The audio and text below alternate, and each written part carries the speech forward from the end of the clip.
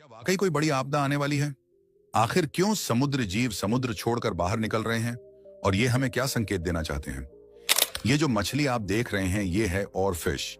ये समुद्र की उस गहराई में रहती है जहां सूरज की रोशनी भी नहीं पहुंचती, और दुनिया के हिसाब से इसका दिखना एक अपशकुन संकेत माना जाता है। अब ये है एक और समुद्र की गहराई में रहने वाली एंगलर फिश। इसे भी समुद्र की सतह पर देखा गया।